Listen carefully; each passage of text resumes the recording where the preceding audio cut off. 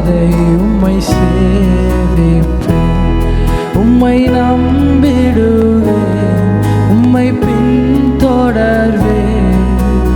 இறுதி வரை உம்மை சேவிப்பேன்.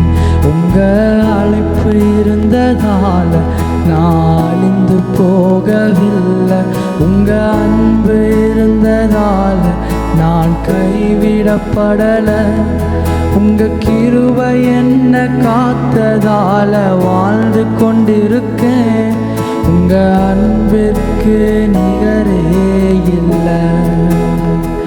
இயேசுவின் கிருபை என்ன காப்பதால வாழ்ந்து கொண்டிருக்கேன்.